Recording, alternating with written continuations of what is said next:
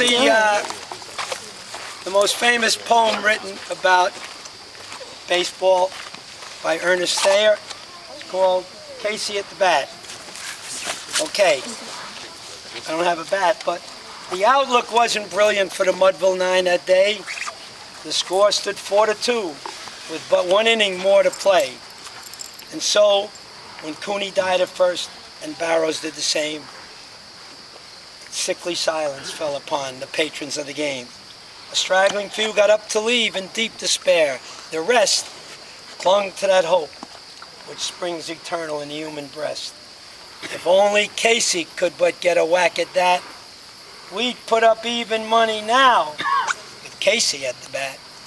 But Flynn preceded Casey, as did also Jimmy Blake. The former was a Lulu, the latter was a cake. So upon that stricken multitude, grim melancholy sat, for there seemed but little chance of Casey's coming to the bat. But Flynn let drive a single, to the wonderment of all. And Blake, the much despised, tore the cover off the ball. When the dust had settled, the men saw what had occurred. There was Jimmy safe at second, and Flynn a hugging third. Then from 5,000 throats and more, there rose a lusty yell.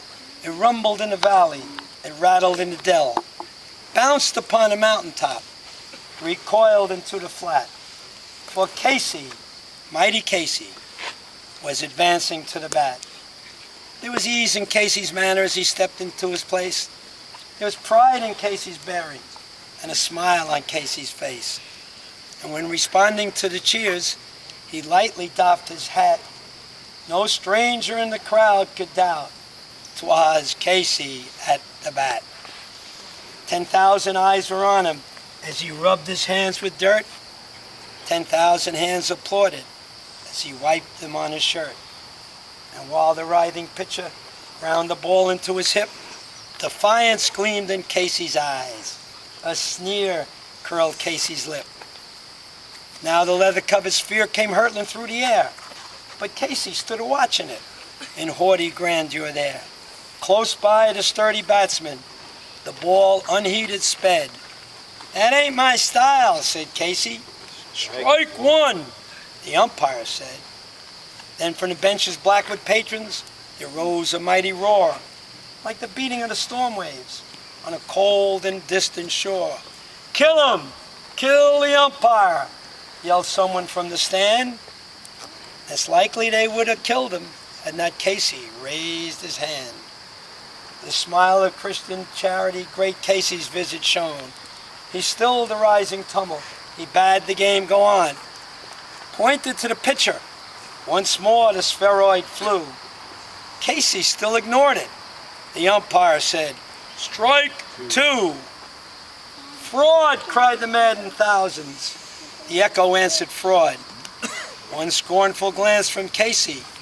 The multitude was awed. They saw his face go stern and cold. They saw his muscles strain. And they knew that Casey would not let that ball go by again. The smile is gone from Casey's face. His teeth are clenched with hate. He pounds with cruel violence his bat upon the plate. And now the pitcher holds the ball, and now he lets it go. And now the air is shattered by the force of Casey's blow.